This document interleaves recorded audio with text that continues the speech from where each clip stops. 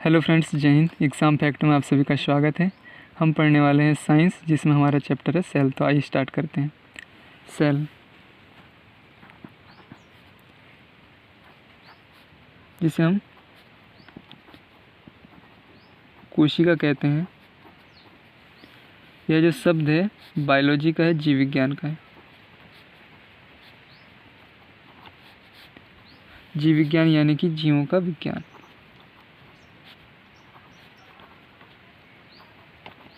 जिसमें हम जीव और उनसे संबंधित उनके क्रियाकलापों का अध्ययन करते हैं, उनकी गतिविधियों का अध्ययन करते हैं, लाइफ ऑफ स्टडी करते हैं।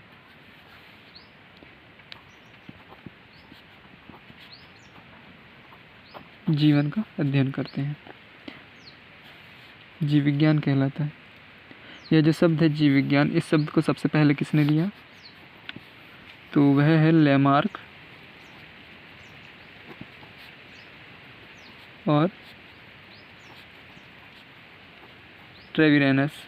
लेमार्क और ट्रेविरेनस, इन्होंने सन 1801 में इस शब्द का पहली बार प्रयोग किया। लेकिन जो फादर ऑफ बायोलॉजी है,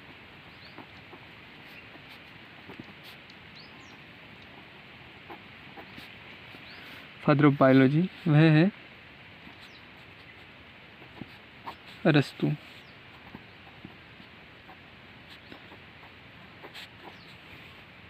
यह एक यूनानी फिलोसोफर है, ग्रीक दार्शनिक है। ओके, इन्हें हम फादर ऑफ जूलॉजी, जंतु विज्ञान के पिता, और father of political science,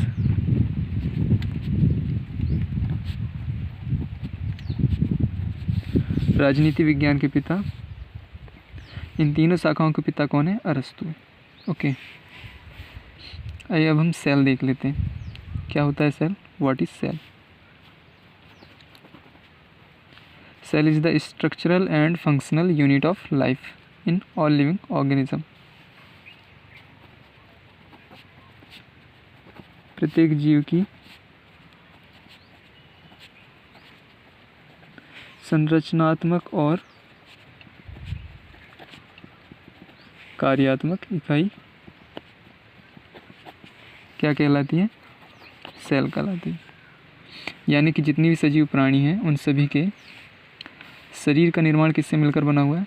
cell से मिलकर बना हुआ है। चाहे वो प्लांट्स हो, एनिमल्स हो, या फिर कोई भी सजीव प्राणी हो, और लिविंग ऑर्गेनिज्म हो। ओके,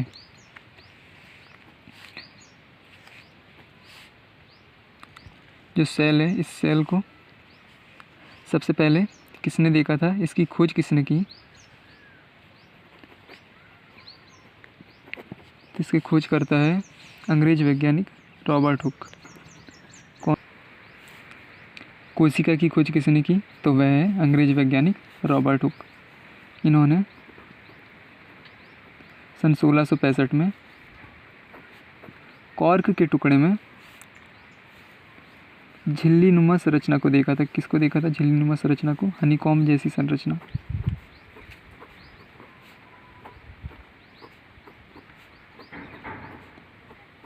इस प्रकार की संरचनाओं को इन्होंने क्या नाम दिया? सेल नाम दिया। इन्होंने दरअसल सेल वॉल को देखा था, और ये सेल थी डेड सेल। ओके, मृत कोशिकाएं थी। लेकिन जो जीवित कोशिका है, लिविंग सेल है, इसे देखने का श्रेय जाता है हॉलैंड निवासी एंटोनी वॉन लीeuwenhoek को। एंटोनी वॉन लीeuwenhoek, इन्हें हम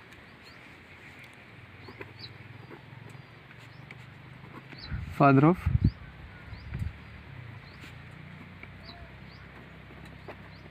माइक्रोबायोलॉजी, सूक्ष्म जैविकी के पिता के नाम से भी जानते हैं। इन्होंने बैक्टीरियाज में देखा था, जीवित कोशिका को देखा था स्वयं के द्वारा निर्मित सूक्ष्मदर्शी की सहायता से। ओके, जो भारतीय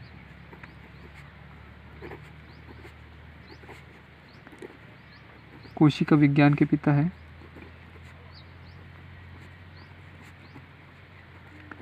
वह कौन है? तो वह है A.K. शर्मा। ओके, जो सेल है, सेल में केंद्रक होता है, उसकी खोज किसने की? तो वह है रॉबर्ट ब्राउन। इन्होंने सन 1831 में केंद्रक की खोज की। ओके, अब हम देखेंगे जो संसार की सबसे बड़ी सेल है क्या है?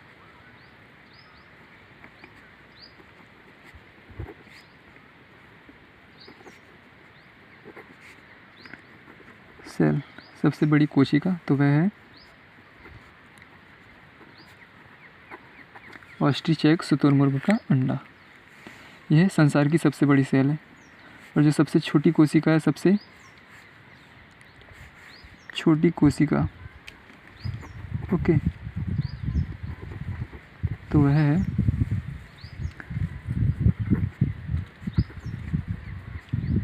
Mycoplasma gallisepticum.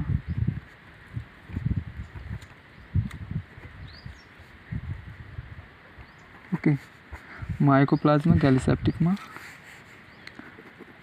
PPLO, pleuropneumonia like organism. Okay, ये याद रखिएगा।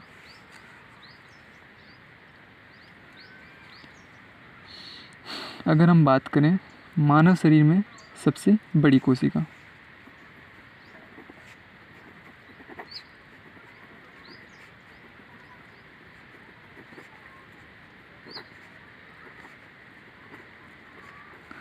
तो वह है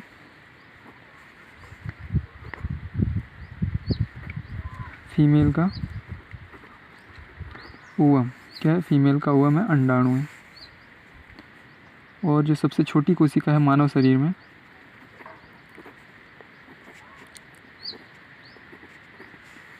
वह है मेल का स्पर्म सेल। ओके, और जो सबसे लंबी कोशिका है,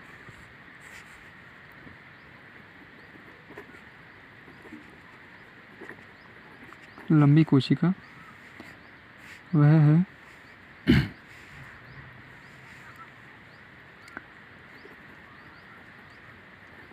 न्यूरॉन। आइए अब हम कोशिका सिद्धांत देखते हैं, सेल थ्योरी।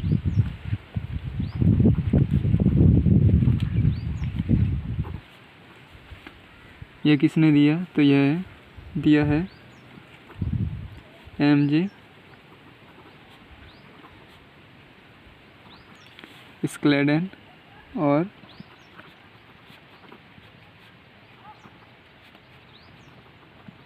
T. स्वान ने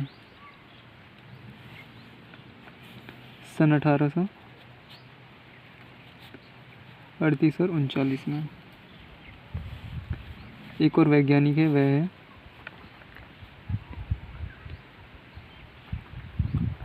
रुडोल्फ विर्चो। इसमें हम फर्स्ट पॉइंट देख लेते हैं।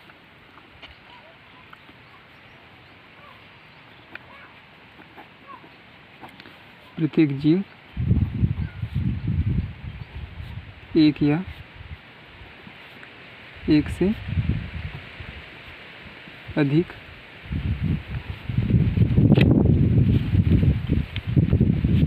कोशिकाओं से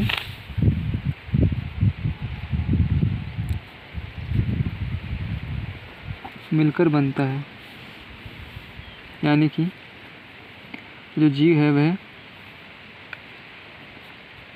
एक कोशीय भी हो सकता है और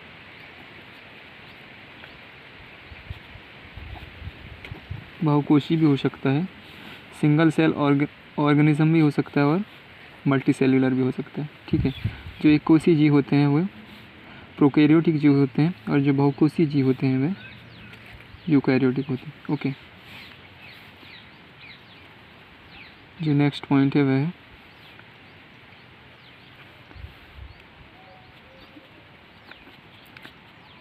प्रत्येक कोशिका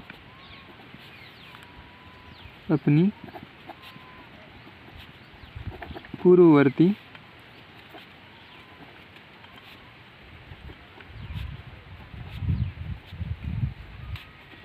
कोशिकाओं से मिलकर बनता है। यानी कि जैसे एक जीव बना है, किससे बना है? एम्ब्रियो से। एम्ब्रियो से बना है, भ्रूण से बना। ओके, तो ये जो एम्ब्रियो है, एम्ब्रियो सेल, यह बना है मेल के स्पर्म सेल से और फीमेल के ओवम सेल से। ओके, तो इनसे मिलकर बना हुआ है एम्ब्रियो। जो सेल है एम्ब्रियो सेल, इनका निर्माण हुआ है एम्ब्रियो सेल, ओवम सेल और स्पर्म सेल से। इस तरह प्रत्येक कोशिका अपनी पूर्ववर्ती कोशिकाओं से मिलकर बनता है, प्री एग्जिस्टिंग सेल से मिलकर बनता है जो सेल है।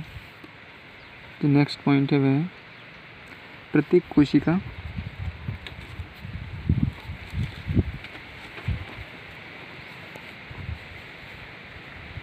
एक स्वाधीन इकाई है, परंतु फिर भी वह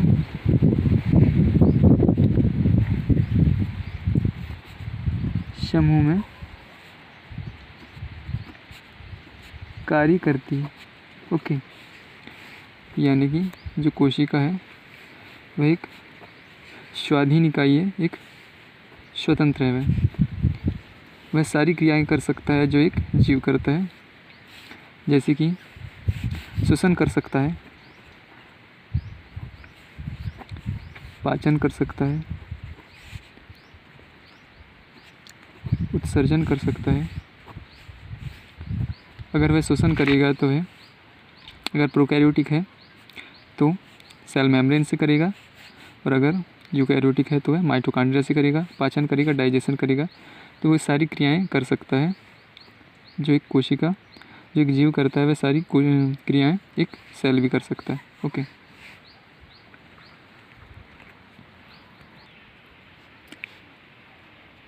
चलिए अब हम सेल के प्रकार देख लेते हैं, types of cell. Okay,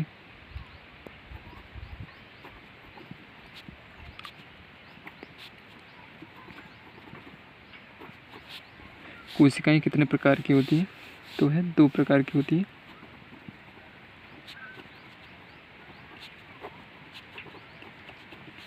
prokaryotic and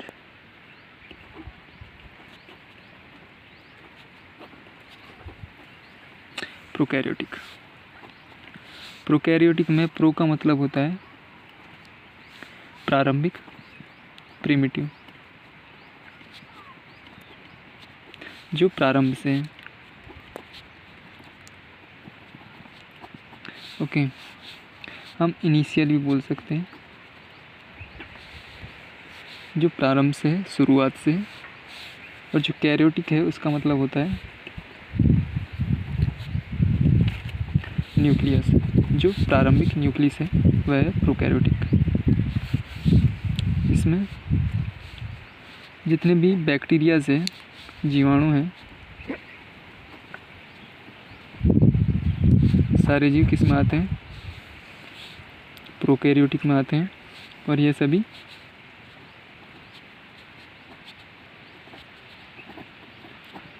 एक कोशीय होते हैं, सिंगल सेल ऑर्गेनिजम्स होते हैं। ओके, और यूकैरियोटिक, इसमें यू का मतलब होता है ट्रू, जो सच्चा है, वास्तविक है, रियल है। ओके। और कैरियोटिक का मतलब होता है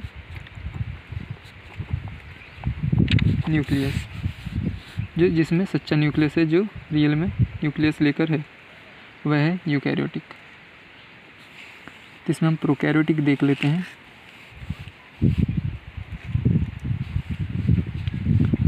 हम बना लेते हैं डायग्राम।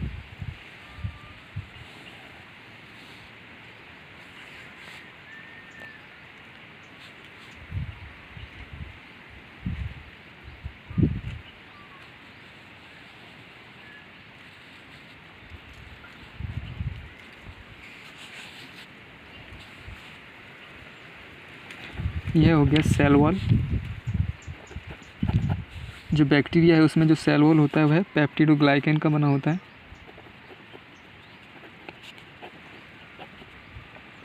किसका बना होता है? पेप्टिडोग्लाइकेन का बना होता है। ओके।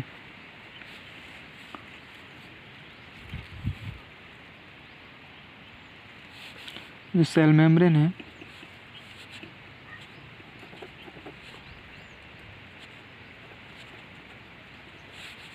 इसके द्वारा जो प्रोकैरियोटिक सेल है वह क्या करते हैं? श्वसन करते हैं।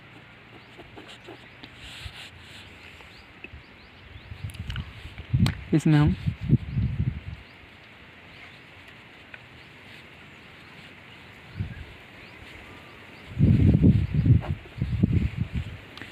क्रोमोसोम बना लेंगे।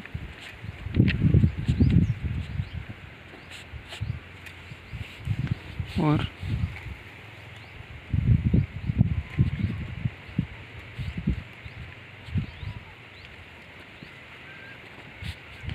यह है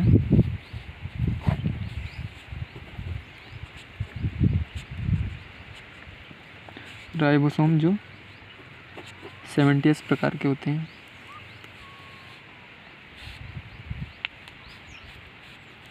और कुछ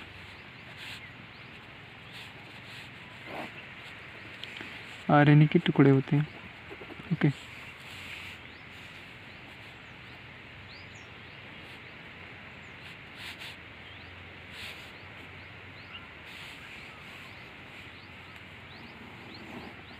यह है एक्स्ट्रा न्यूक्लियर मेम्ब्रेन।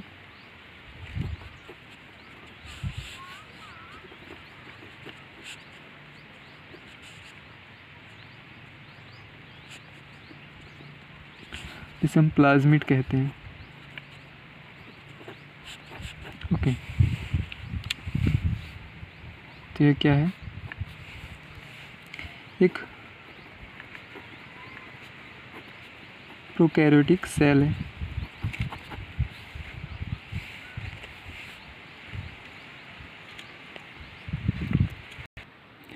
यह है प्रोकैरियोटिक सेल है और इधर हम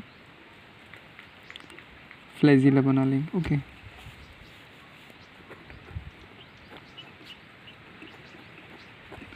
फ्लैजिला।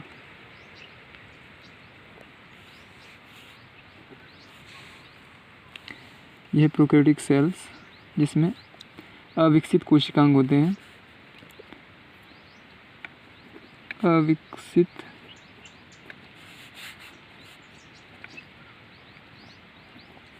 केंद्रक होता है और कोशिकांग भी अविकसित होते हैं। ओके।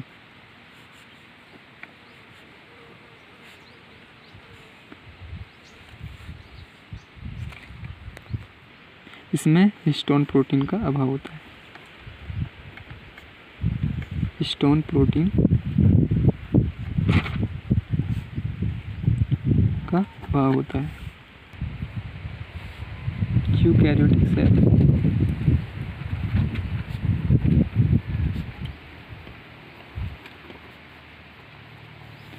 यूकैरियोटिक सेल ये दो प्रकार के होते हैं, plant cell and animal cell. Okay. चलिए अब हम प्लांट सेल बना लेते हैं।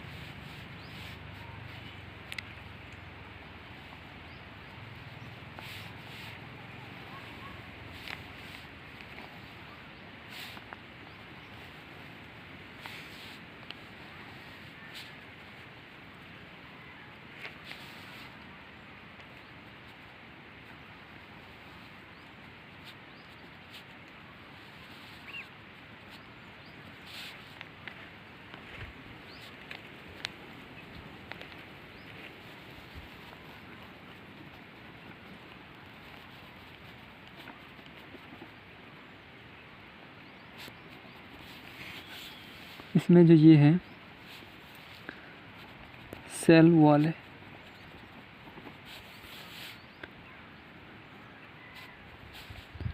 एंड ये सेल मेम्ब्रेन। ओके, इसमें जो सेल वॉल है ये सेल्यूलोज का बना होता है। किसका? सेल्यूलोज का। हम बना लेते हैं न्यूक्लियस, ये है न्यूक्लियस। ओके,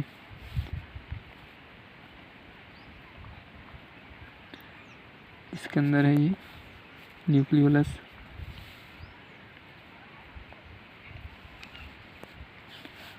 क्या ये न्यूक्लियस। ओके,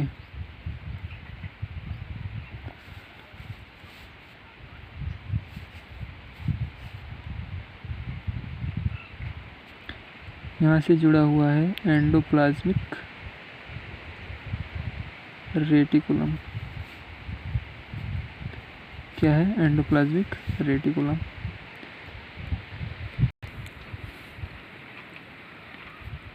और इसी से जुड़ा हुआ है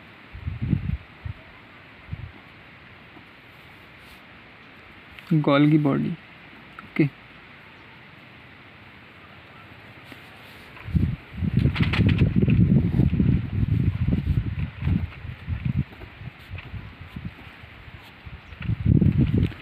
एंडोप्लाज्मिक रेटिकुलम, एंड ये है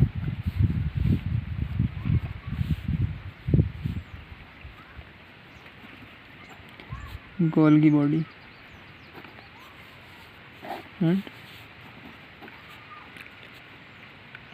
लाइसोसोम। हम बना लेंगे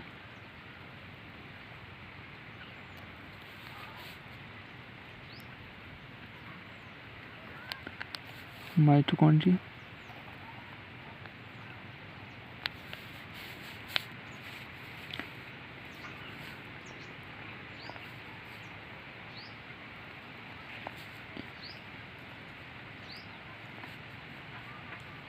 ये है क्लोरोप्लास्ट। क्या है? क्लोरोप्लास्ट। और ये हो गया बड़ा सा वैक्यूल।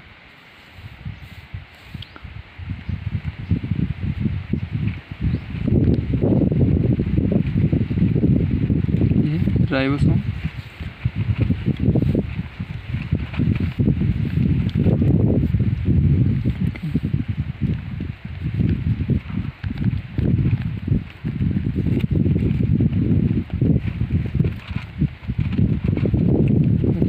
साइटोप्लाज्म। क्या है? Cytoplasm.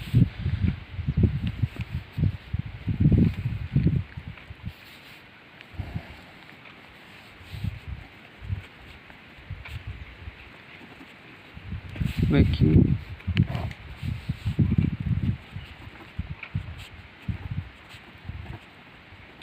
Mitochondria,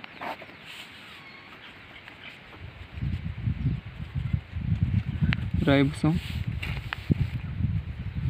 and chloroplast. प्लास्ट। Okay,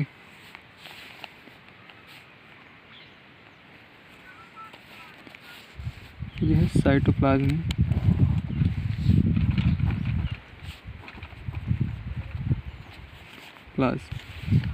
ये हो गया हमारा प्लांट सेल। अब हम इसी में क्या देख लेंगे? Animal cell.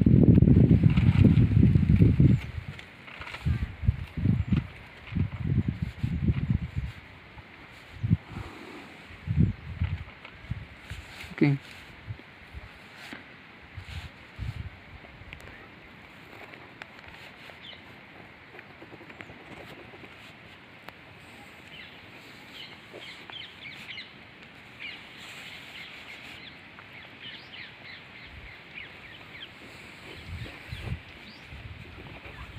एंडोप्लाज्मिक रेटिकुलम,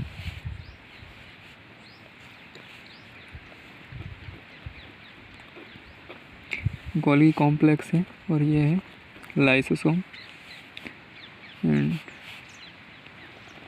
हम बना लेंगे माइटोकॉन्ड्रिया।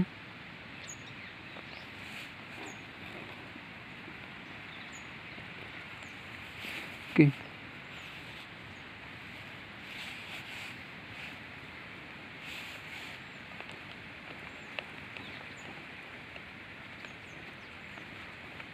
क्या है ये? प्रोटीन है, प्रोटीन फैक्ट्री राइबोसोम। ओके,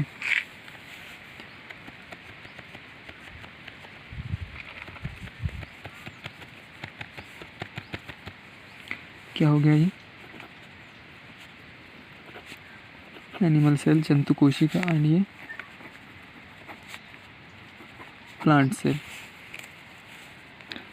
इसमें भी वैक्यूल्स होते हैं जो आकार में प्लांट सेल की अपेक्षा छोटे होते हैं और संख्या में ज़्यादा होते हैं। ओके,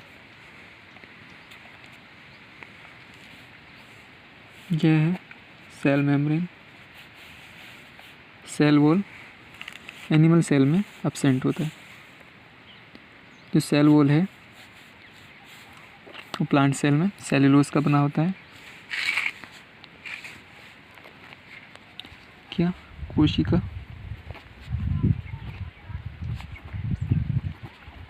भित्ति। यह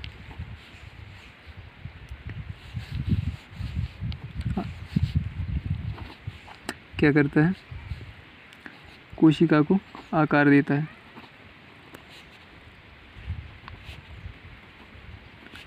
आकार और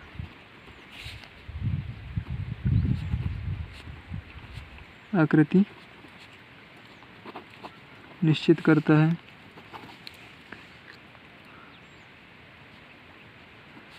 दृढ़ बनाता है, मजबूत बनाता है। ओके, सेल वॉल प्लांट में प्रेजेंट होता है एंड एनिमल सेल में एब्सेंट होता है। ओके, यह प्लांट्स में सेल्यूलोज का बना होता है, फंगस में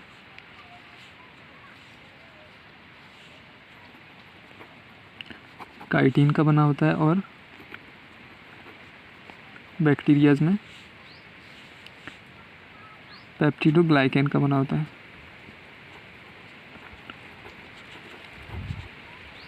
इसका बना होता है पेप्टिडोग्लाइकेन का बनाता है। ओके, और यह पारगम्य होता है।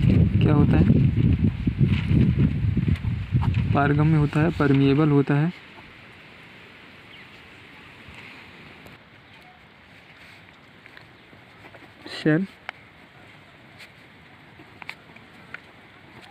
सेल मेम्ब्रेन ये प्लांट्स और एनिमल्स दोनों में होता है। दोनों में होता है। जो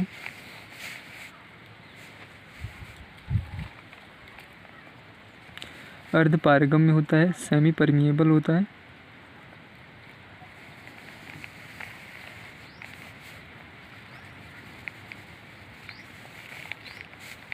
यह है जो सेकंड लेयर है, यह है सेल मेम्ब्रेन। ओके, यह होता है अर्धपारगम, सेमी परमिएबल होता है और यह आवश्यक चीज़ों को ही सेल में प्रवेश करने देता है। Okay,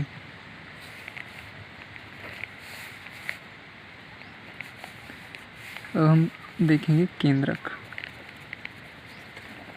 nucleus.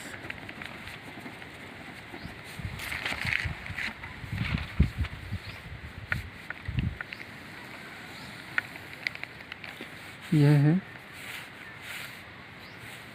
केंद्रक।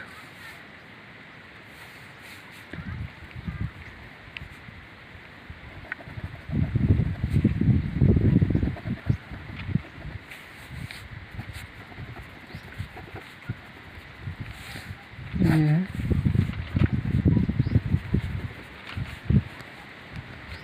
न्यूक्लियस। ओके, उसमें जो ये धागे नुमा संरचना है यह है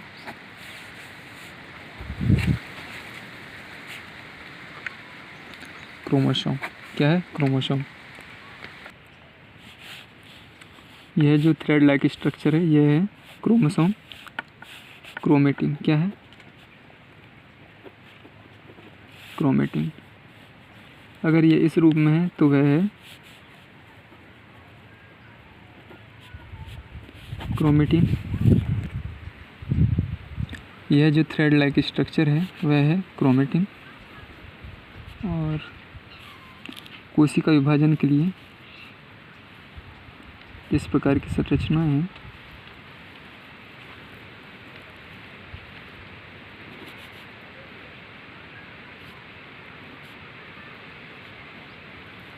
इनमें जो ये है, ये भाग है, ये कहलाएगा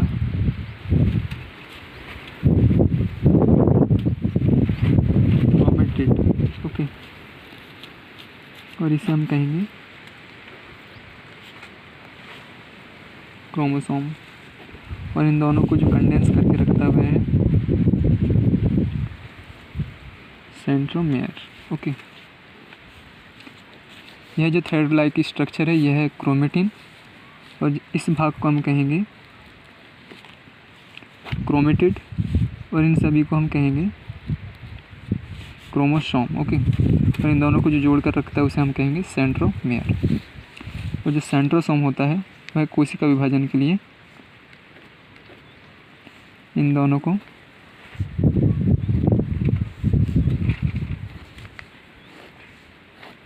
स्पाइंडल फाइबर के थ्रू अलग करता है। ठीक है। तो ये है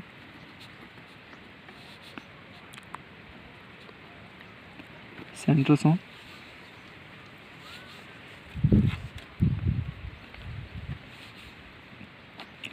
ये है हमारे क्रोमोसोम्स। ओके। जो मनुष्य में 46 होते हैं, 23 जोड़े में होते हैं, 23 पेयर्स होते हैं। ओके।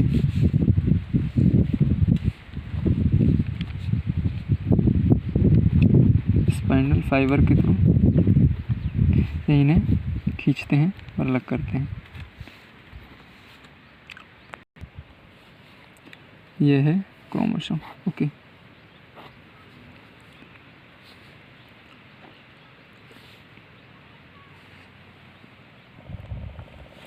सेंट्रोसोम में जो संरचना है वो इस प्रकार की थी। ओके। जिन्हें हम सेंट्रियोल कहते हैं, जो कोशिका विभाजन में सहायक है। ओके। ये जो केंद्रक है यह है सेल ऑफ ब्रेन, जो सेल में होने वाली सभी क्रियाओं को नियंत्रित करता है, उसे कंट्रोल करता है। ओके। केंद्रक जिसमें जो थ्रेड लाइक स्ट्रक्चर है वह है क्रोमोसोम। क्रोमेटिन। ओके। अगर वह खुला है तो वह है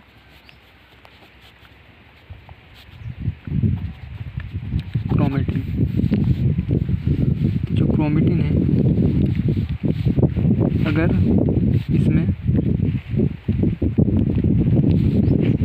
हिस्टोन प्रोटीन है तो वह है हिस्टोन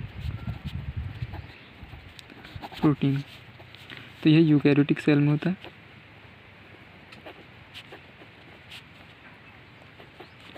ओके। अगर हिस्टोन प्रोटीन्स की संख्या 8 है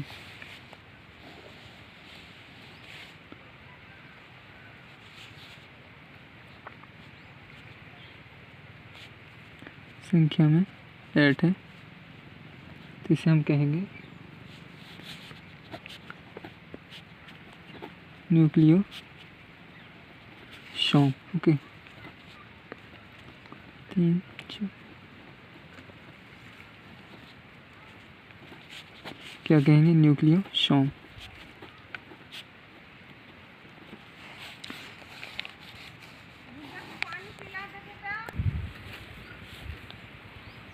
यह जो हमारा डीएनए है, क्रोमोसोम है, इसमें जो जीन है वह हमारे शरीर में किस किस कैरेक्टर के लिए जिम्मेदार होते हैं। जैसे ये आई के लिए जिम्मेदार है, किसी की आंखें नीली होती है या काली होती है। ओके, यह जो है हाइट के लिए रिस्पॉन्सिबल है, किसी की कम या ज़्यादा हाइट हो, या फिर यह जो जीन है यह कलर के लिए हो सकता है, रंग के लिए, और जो यह जीन है यह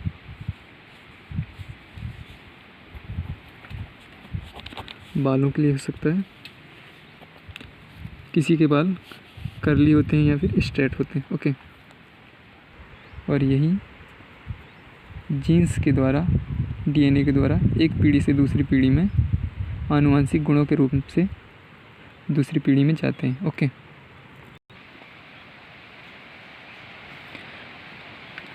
ये एंडोप्लाज्मिक रेटिकुलम, अंतःप्रद्रवी जालिका। ओके, यह है हमारा न्यूक्लियस,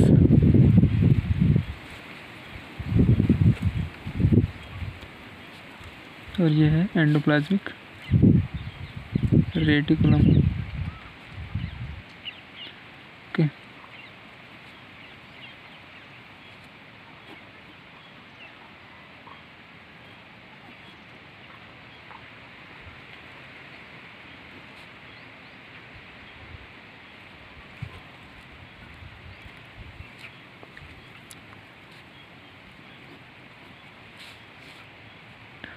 और इसमें है राइबोसोम।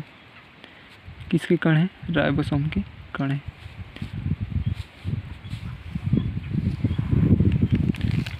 और यह है हमारा cell. Okay,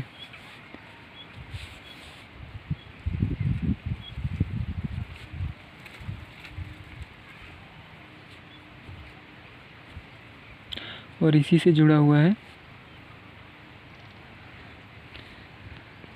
Golgi body.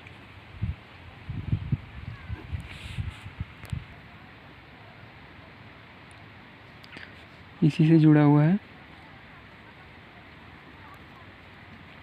Golgi body. Endoplasmic reticulum, ये अगर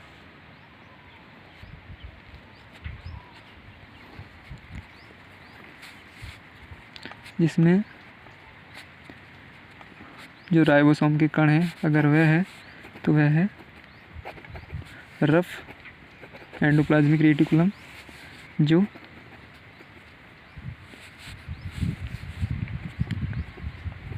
प्रोटीन का निर्माण करता है, और जिसमें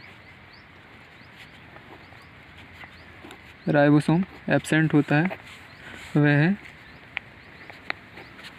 स्मूथ एंडोप्लाज्मिक रेटिकुलम। ओके, जो लिपिड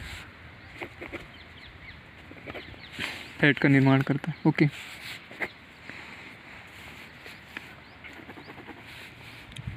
और इसी से जुड़ा हुआ होता है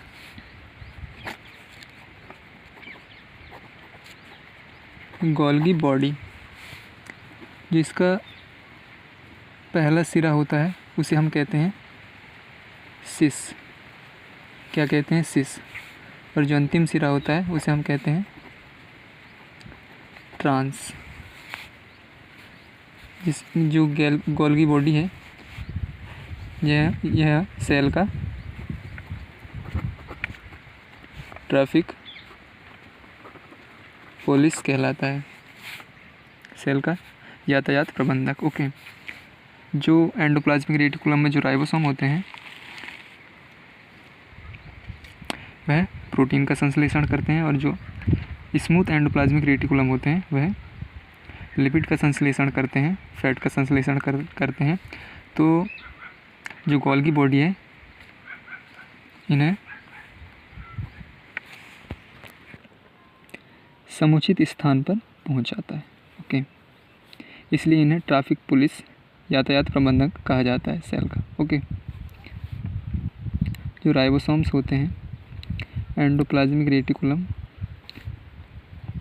में जो चिपके रहते हैं, यह जो रफ एंडोप्लाज्मिक रेटिकुलम है और यह स्मूथ एंडोप्लाज्मिक रेटिकुलम है। जो रफ है वह प्रोटीन का संश्लेषण करते हैं और जो स्मूथ है एंडोप्लाज्मिक रेटिकुलम वह लिपिड का संश्लेषण करते हैं। ओके, और जब गोल्गी बॉडी अनियंत्रित होकर राइबोसोम द्वारा निर्मित जो प्रोटीन है और लिपिड है इन्हें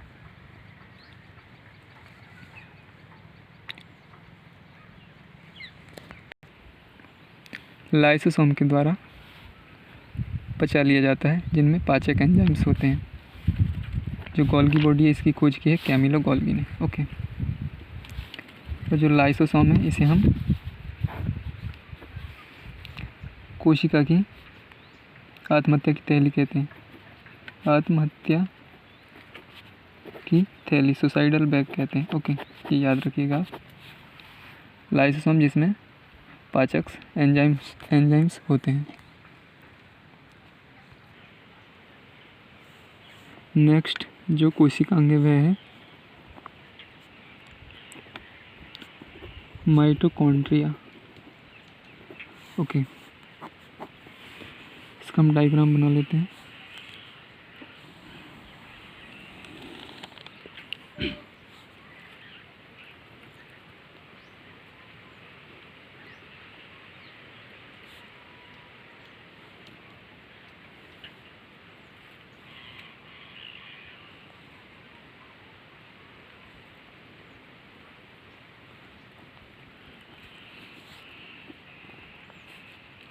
माइटोकॉन्ड्रिया जो लेयर है यह है इनर मेम्ब्रेन। ओके,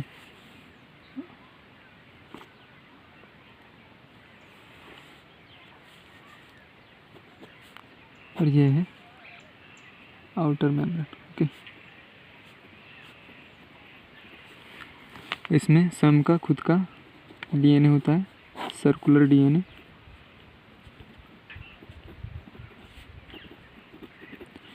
और स्वयं का राइबोसोम होता है। ओके,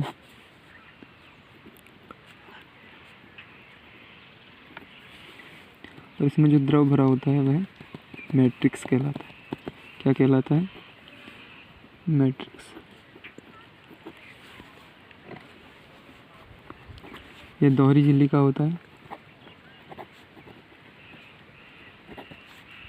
दूसरा ये है स्वयं का, इसमें डीएनए व राइबोसोम होता है। इसे हम पावर हाउस ऑफ सेल कहते हैं। ओके, माइटोकॉन्ड्रिया की खोज अल्टमान ने की थी और इसका जो नामकरण है वह सी बेंडा ने किया था।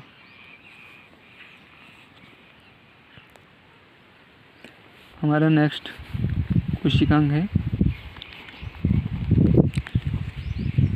प्लास्टिड लवक।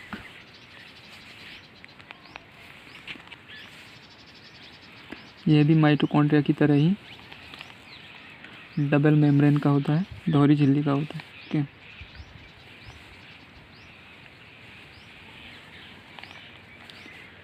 यह है आउटर मेम्ब्रेन एंड ये है इनर मेम्ब्रेन। इसमें भी सर्कुलर डीएनए होता है।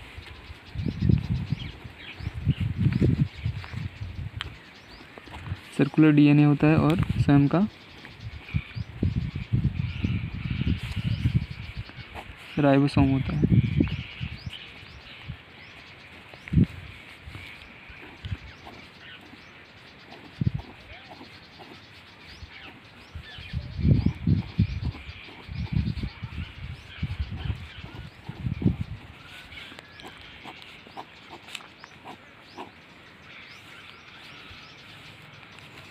यह है थाइलेकॉइड।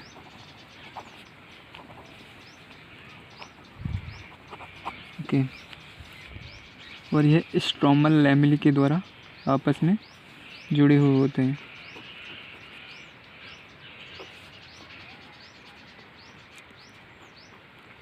ओके, इन्हें हम कहते हैं ग्रेना।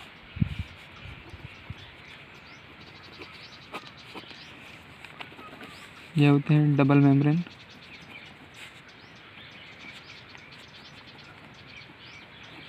इनमें भी डीएनए प्लस राइबोसोम होता है और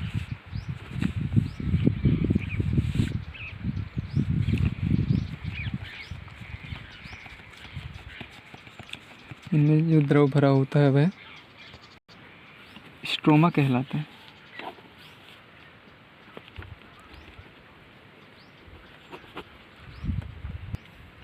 और ये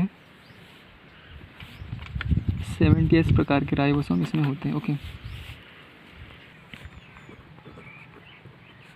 प्लास्टिड 3 प्रकार के होते हैं।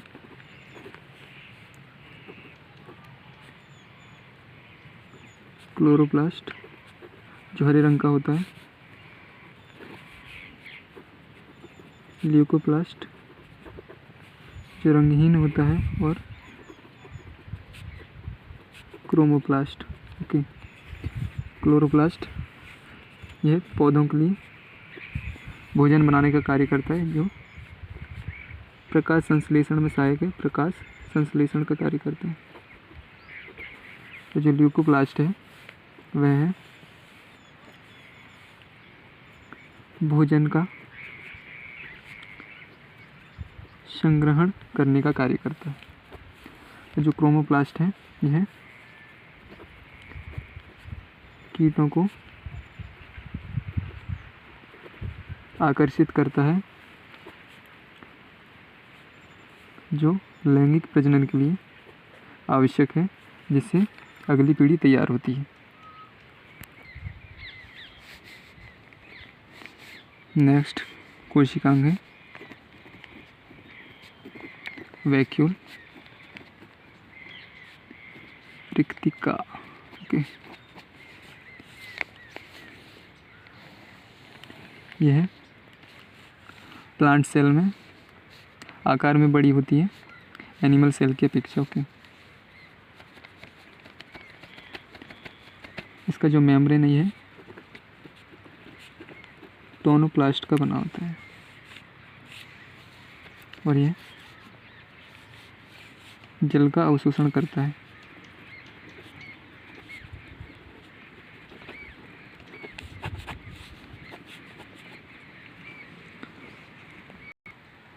ओके, आई होप ये वीडियो आपको पसंद आया होगा। सो प्लीज़ वीडियो को लाइक, शेयर और सब्सक्राइब जरूर कर दीजिएगा और बेल आइकन को प्रेस कर लीजिएगा, जिससे जो आने वाले वीडियोज़ हैं उनका नोटिफिकेशन आपको प्राप्त हो जाए।